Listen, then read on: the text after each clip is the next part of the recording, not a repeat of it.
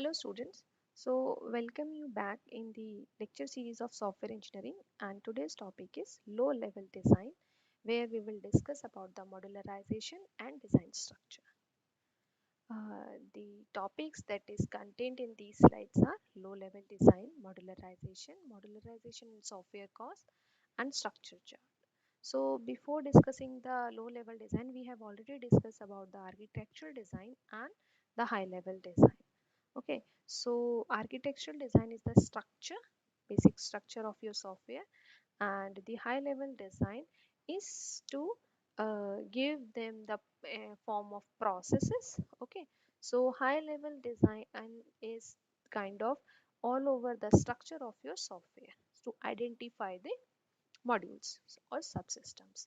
Okay, so in the low level design we are trying to give them a detailed solution. The process that we have defined in the high level design, of those high level design processes, detailed solution is mentioned in this low level design. What kind of data structure we using to solve the problem, and what is the algorithm of each and every module. So micro based level design or detailed design is mentioned in the low level design. So the outcome of this low level design is documented in the form of module specification documentation. Okay, so as we know, the micro level or detailed level give the description of each and every module. Okay, including their logic, what kind of condition they will use, what are the loops they will have. Okay, so total solution of high level design is mentioned into the low level design. Okay, so if we have mentioned some process in the high level design, then the process detailed design is mentioned in the low level design, including the data structure, what is their algorithm. Okay, so what are the functions you are using. Okay, so this is known as a low level design. The next is your modularization. Modularization, first we know what is module. Okay, so when you have gather all the requirement from the customer. Okay, you get you have done the requirement analysis, that is outcome you have, which is known as your SRS document. After your SRS document, you go for the architectural design. When you have done the architectural design, you have the high level design. After the high level design, you have the low level design. Okay, so module is to divide your system into small part. Okay, small entity. That small entity is is very important.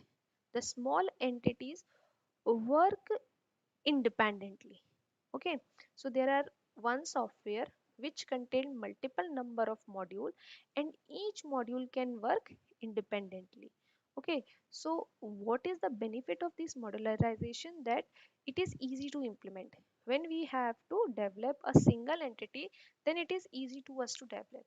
When we have to develop the whole software, it is quite typical. Okay, so solution is easy, implementation is easy, debugging is easy. Okay, error detection is easy, testing is easy. That means if there is any error into a module, you can easily find out. Okay, imagine you have 10 modules in a software, and you are testing them independently, and you are not getting the correct answer from module 5. So now you are clear in your mind that only module 5 is not logically correct, otherwise all the module are working fine. So that's why I'm saying that testing is easy, documentation is easy. Maintenance part, you want to change something in your software, you want some modification, then you go for the particular module. You doesn't have to change all the software, you will change into the particular module which has to change. Okay, or which need change. Okay, so modularization is to divide your software into a small entity. Okay, so in some programming languages, library is also referred as a module. Okay, So when I am talking about the C++ or Java has a classes, there is Java packages. In C and Pascal, there are procedures and function. For Fortran, there are the subroutines are available. Multiple packages are included. The multiple packages which are using by the user. Okay, those libraries are known as the module. Okay, so you those module are pre-written codes. Okay, so you can use those pre-written codes for your software. So imagine you have to do the sorting. Okay, so you can use a sorting package. Okay, so you need sorting, you have sorting package, you can directly use that package and sort the array. You doesn't need have to use every time a sorting algorithm to sort an array. Okay, so this is the advantages of modularization, that means reusability. As I already told in the last example, that there are 10 problems and you have to sort the array. So you can use a sorting array one package for all 10 arrays. I hope you are able to understand. Just let me write it down. You have 10 problems, or I can say 10 arrays for sorting. Okay, and it means you have to sort 10 times. That means you doesn't have to write the sorting code for the 10 times. You can write it one time and use that code or function for each and every one function for sort solution. You can use for this or any of them. Okay, so sorting code solution you have to write only one time. Okay, so reusability. Okay, so by using the reusability you can minimize the duplication. Okay, the complexity of the problem will reduce. Okay, improve the manageability. That means if you have multiple number of module, you can easily manage which module has problem. Error detection and error removation is very easy to handle. Okay, so these are the benefits of the modularization. Okay, this is very important graph. How will you decide that how many number of modules is perfect for your software? Okay, imagine you have any software and you have to divide into the number of module. Then how will you decide that 10 or 11 or 15, whatever the number of module is sufficient or correct for your uh, uh, mm, software? So the common answer is, if the integration cost, if the integration cost is increases by the division of module, then only then we doesn't have to divide into the module. Okay, so I hope you will know after this graph. So here is the cost of effort. Cost of effort means the time for the cost of development of the code and the number of module. Okay, so as the number of module will increase, the effort cost will decrease. Okay, as the cost number of module will increase. Imagine I can take an example. Imagine you have to write a book. Okay, so there's some cost on effort. If you divide your book into the number of chapter, and so you have decided the number of module. Imagine you have to write 10 chapters. So you have divided into the 10 chapter. As number of chapters will increase, the cost of effort will decrease. Okay, the next point is very important, is cost of integration. After developing each and every module, after writing each and every chapter, you have to integrate them. Okay, as num as number of module are increases, cost of integration is also increases. Okay, if cost of integration increases, then total cost of software will increase. I hope you are able to understand. Then effort is inversely proportional to the number of module. So if number of module are increases, then definitely effort will decrease. Okay, but as module is increases, cost of integration will increase. If cost of integration increase, then total cost of software will increase. So we have to check that as the this is the reason I am mentioning into the green. This is the reason where you get the minimum cost. How? Where the cost of this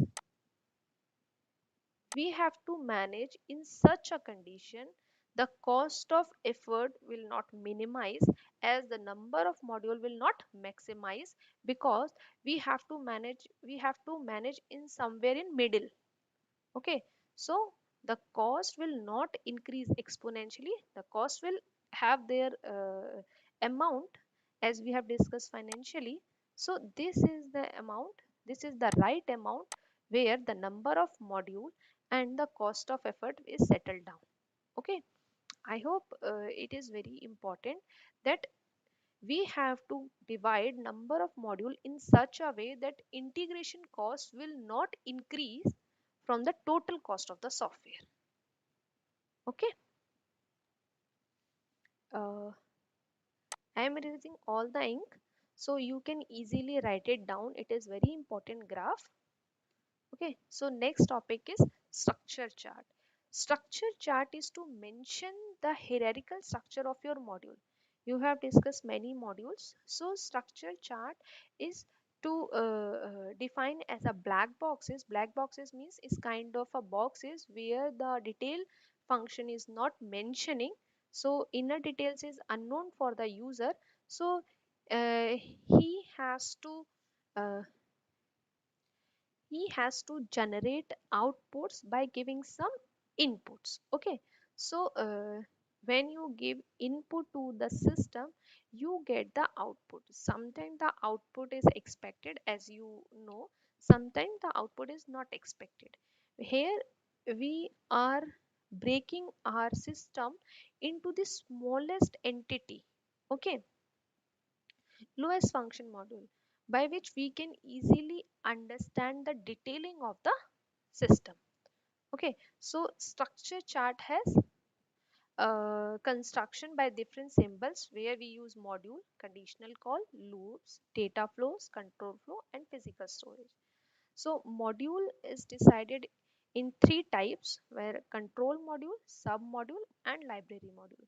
Control module is act as a super one where has connected to the more than one sub module, and sub module are the part of the another module.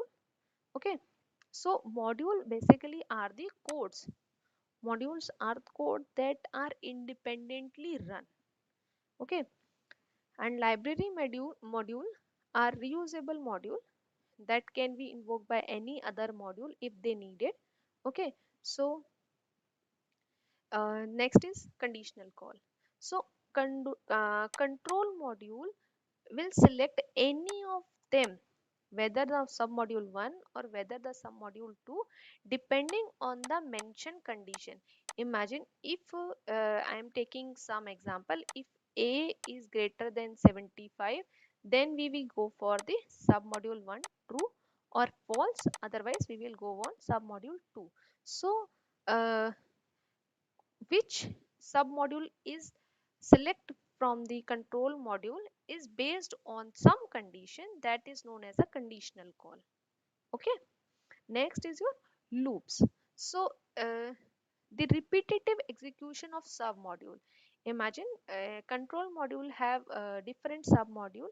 Okay, if they need a repetitive execution of any module dependent on some condition, so by the loop we can do that. Okay, next is your data flow. how the data will flow between the module is indicated by the directed arrow. Okay. uh, One more thing I want to mention, because it is very important, with the and with the circle. This is very important. How will you mention? You will represent the direction of the arrow and with the empty circle. This particular I am mentioning in the color green. This particularly mention the flow of data. We are discussing the representation of the structure chart. Okay. In the control flow, only the direction arrow, okay, with the circle which is filled. The circle is filled color. Okay. The two things I am mentioning, the circle which has empty is mentioned the data flow. The circle which is filled color is mentioning the control flow. Okay. I hope you are understanding. I am mentioning again as an arrow. This arrow is mentioning the data flow, and this arrow completely filled end circle mentioning the control flow. Okay. So next is your physical storage, where all the data and the information stored. Okay. In the physical storage is mentioning like that. Okay. So I hope you are able to understand what is low level design, what is modularization, and modularization, how will you decide how many modules is needed in your software. Okay. And the design structures. Okay. Structure chart are the notation by which you can decide the module control flow, data flow, and the conditional calls. Okay. uh, Thank you so much.